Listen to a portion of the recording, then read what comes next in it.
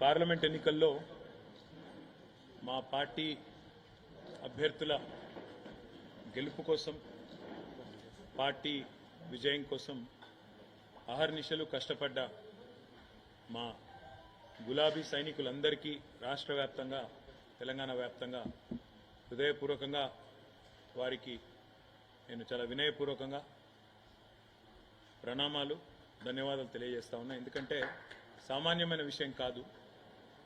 ఒక పార్టీ 5 నెలల కింద జరిగిన శాసనసభ ఎన్నికల్లో అనుకోని అనూహ్యమైన పద్ధతుల్లో పరాభవం పాలైన మరి తర్వాత రకరకాల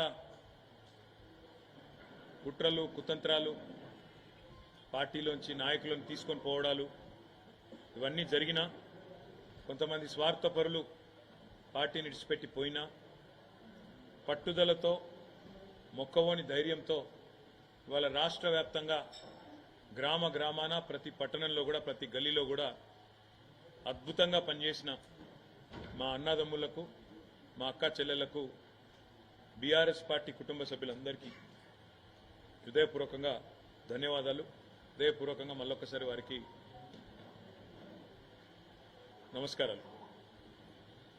ఒకవైపు క్షేత్రస్థాయిలో మా నాయకులు కార్యకర్తలు బలంగా పనిచేయడం, మరొక వైపు సోషల్ మీడియాలో కూడా అంతే స్థాయిలో ఎప్పటికప్పుడు ప్రత్యర్థుల దుష్ప్రచారాలను ప్రత్యర్థులు చేసే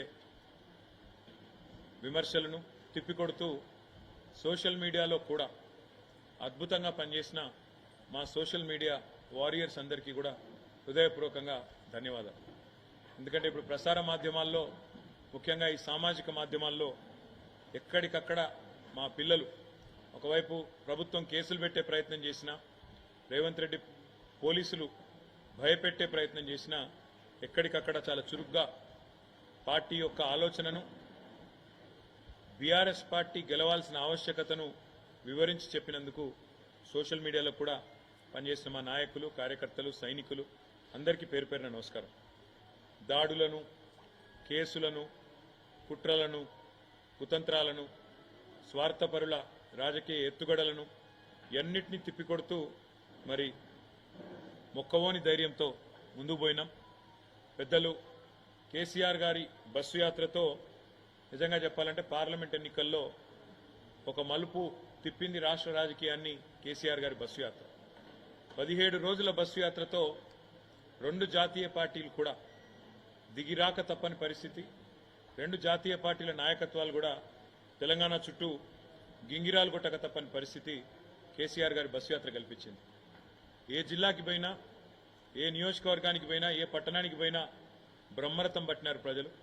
ముఖ్యంగా రాష్ట్రంలోని ప్రతి పాయింట్లో ఎక్కడెక్కడైతే కేసీఆర్ గారు కాలు పెట్టారో దాదాపు 30 చోట్ల ప్రతి చోట కూడా మరి ఈ బస్సు యాత్రని రోడ్ షోలను కూడా విజయవంతం చేసిన మా పార్టీ నాయకత్వానికి కూడా హృదయపూర్వకంగా ధన్యవాదాలు. ఆదిలాబాద్ నుంచి అలంపూర్ దాకా ఇవాళ గులాబీ సైన్యంలో గుండెల నిండా కూడా ఆత్మవిశ్వాసం కనబడతా ఉంది. తప్పకుండా 2 జాతీయ పార్టీలకు కూడా ముచ్చెమటలు పట్టించినాం. మొత్తం క్యాడర్ నుంచి లీడర్ల దాకా అందరిలో కూడా స్పష్టమైన ఒక విశ్వాసం, స్పష్టమైన ఒక నమ్మకం. పార్టీ 10 కాలాల పాటు చల్లగా ఉంటుందనే ఒక ధైర్యం, ప్రజల నుంచి వచ్చిన ఆదరణ చూసిన తర్వాత ఒక పూర్తి స్థాయి స్థైర్యం ఏదైతే పెరిగిందో, ముఖ్యంగా కేసీఆర్ గారి పోరుబాటకు జనం నుంచి వచ్చిన స్పందన చూసిన తర్వాత బ్రహ్మాండంగా మరి కార్యకర్తల్లో గొప్ప ఉత్సాహం, కొత్త జోష్ కూడా వచ్చింది.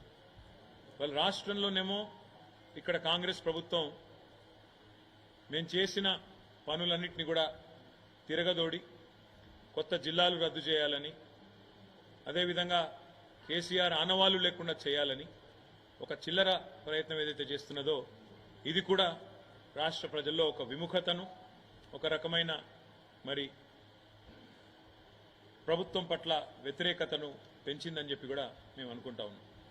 అదేవిధంగా 6 గ్యారంటీలు 100 రోజుల్లో అమలు చేస్తామని చెప్పి మొత్తంగా 420 హామీలు ఇచ్చి ఇవాళ వాటిని తుంగలో తొక్కిన వైనం మీద కూడా కాంగ్రెస్ పార్టీ మీద ప్రజల్లో తీవ్రమైన వ్యతిరేకత కనబడింది. మేము ఎక్కడెక్కడైతే తిరిగినామో చాలా స్పష్టంగా ముఖ్యంగా గ్రామీణ ప్రాంతాల్లో రైతు భరోసా అని చెప్పి మోసం చేసినందుకు, రైతు బంధునే మొత్తంగా వేయనందుకు, కరెంటు విషయంలో తీవ్రమైన నష్టం చేసినందుకు, క్వింటాల్కు 500 బోనస్ ఇస్తామని చెప్పి బోగస్ మాటలు చెప్పి మోసం చేసినందుకు ఇవాళ రైతులు బగ్గున మండుతా ఉన్నారు.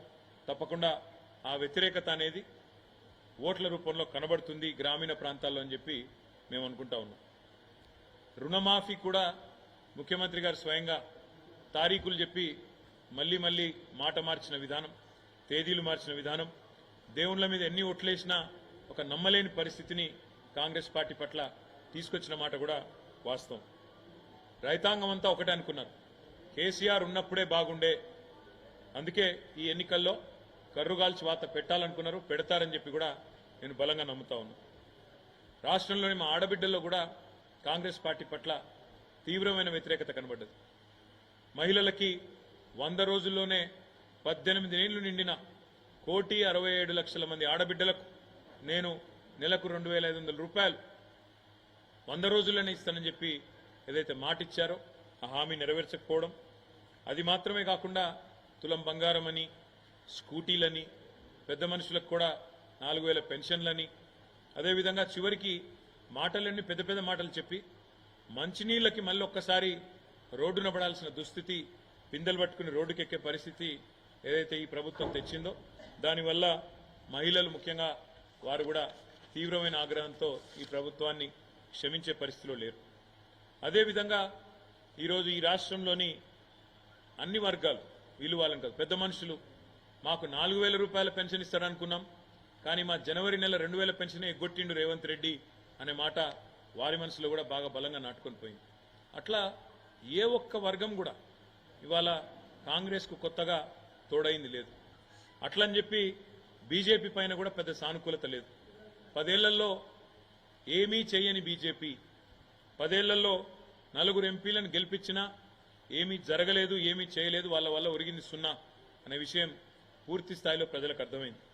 అడ్డగోలుగా పెరిగిన పెట్రోల్ ధరలు, డీజిల్ ధరలు, నిత్యావసర వస్తువుల ధరలు, సిలిండర్ ధరలు ఇవన్నీ కూడా పిరమైన తర్వాత మోడీ గారి ప్రభుత్వం మీద కూడా వ్యతిరేకత కనబడతా ఉంది.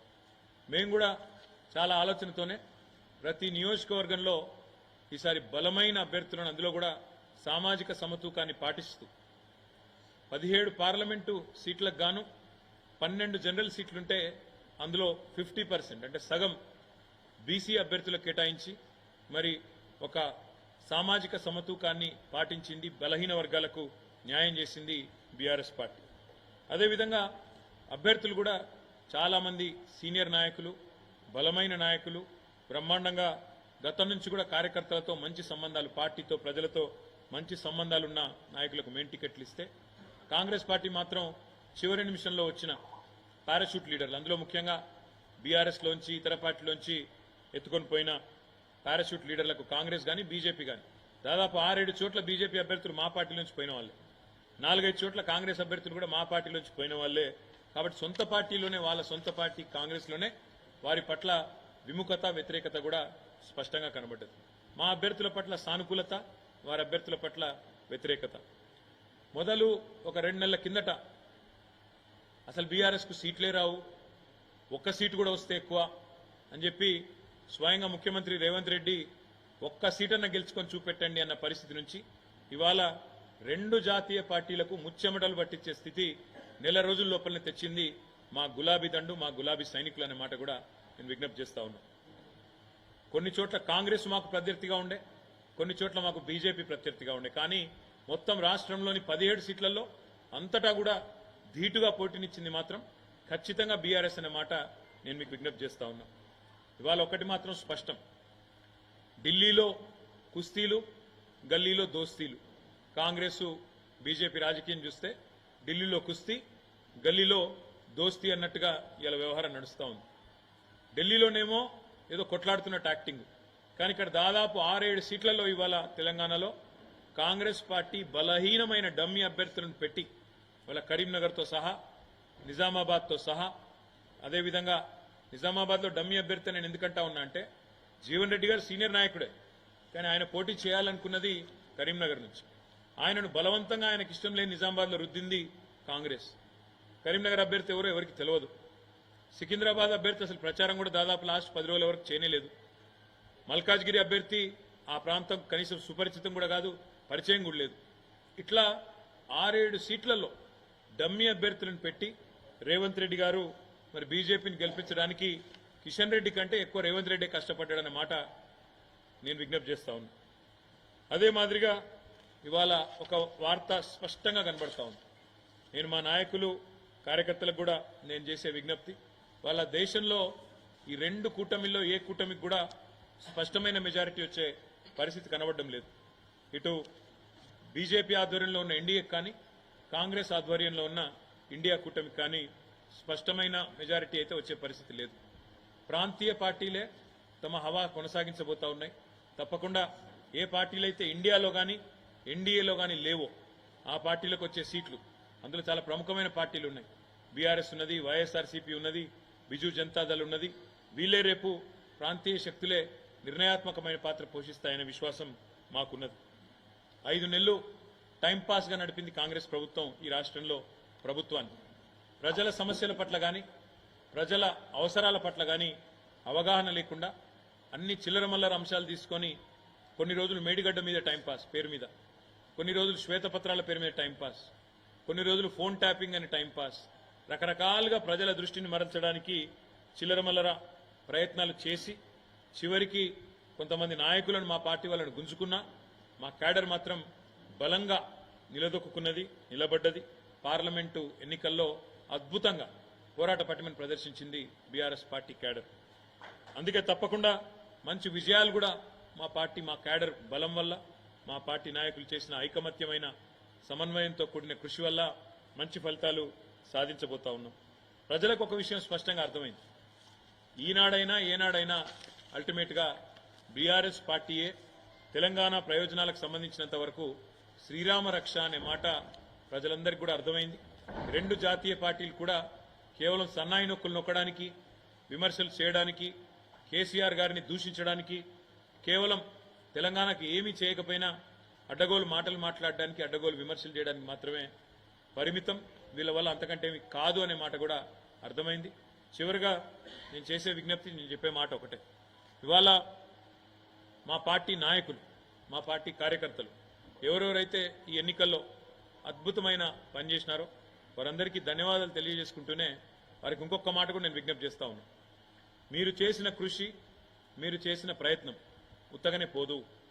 పార్లమెంట్ ఎన్నికల్లో మంచి ఫలితాలతో పాటు, మంచి ఓట్లతో పాటు, సీట్లతో పాటు రేపు తొందరలోనే జరగబోయే స్థానిక సంస్థల ఎన్నికలకు కూడా మీరు చేసిన పని, మీరు పెట్టిన ఎఫర్టు ఇదొక పునాది కాబోతా ఉన్నది. ఎందుకంటే ఈ సంవత్సరం వరుసగా జిల్లా పరిషత్ ఎన్నికలున్నాయి, మండల ప్రజా పరిషత్ ఎన్నికలున్నాయి, సర్పంచ్ ఎలక్షన్లు ఉన్నాయి, అదేవిధంగా కౌన్సిలర్ ఎన్నికలున్నాయి.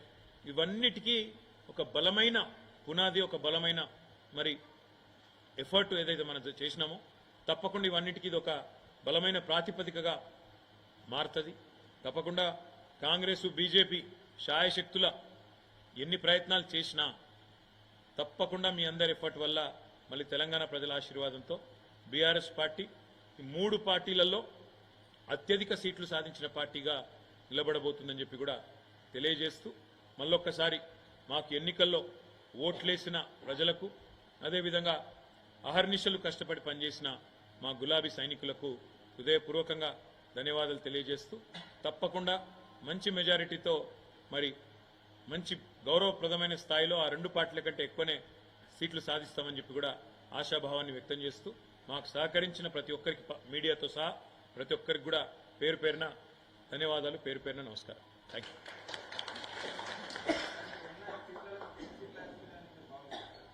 ఆ 2 పార్టీల కంటే మాకు ఎక్కువ వస్తాయి బ్రదర్. కాంగ్రెస్ కంటే బీజేపీ కంటే 17లో మరి తప్పకుండా వాళ్ళిద్దరి కంటే కూడా మేము సింగిల్ లార్జెస్ట్ పార్టీగా మేము ఎదుగుతామని మా విశ్వాసం.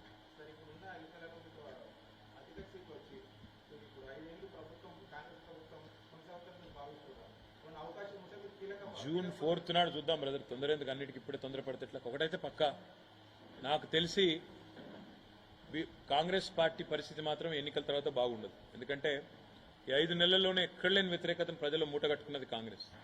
నేను ఇప్పుడు దాదాపుగా నిన్నటి నుంచి ఈ రోజు వరకు కనీసం ఒక 100-150 మంది నాయకులు రాష్ట్ర వ్యాప్తంగా మాట్లాడినాను. అందరు చెప్తుంది కూడా ఒకటే, 5 నెలల్లోనే ఒక అసాధారణమైన వ్యతిరేకత మాత్రం కాంగ్రెస్ మీద వచ్చింది. క్షేత్రస్థాయిలో కాంగ్రెస్ పరిస్థితి బాగలేదు. వీళ్ళు అడ్డగోలు హామీలు ఇచ్చి నెరవేర్చలేదు అనే కోపం ప్రజల్లో బలంగా ఉంది అనే మాట చెప్తున్నారు. కాబట్టి నేను అనుకోవడం అయితే, ఒకవేళ ఈ ఎన్నికల తర్వాతనైనా కాంగ్రెస్ బుద్ధి తెచ్చుకొని తామిచ్చిన 420 హామీలు అమలు చేయకపోతే తప్పకుండా ప్రజాక్షేత్రంలో చాలా దారుణమైన పరాభవానికి వాళ్ళు తయారు కావాల్సి ఉంటుంది. అది మాత్రం పక్క. Thank you. బయలుదేరి వెళ్ళిపోతాం.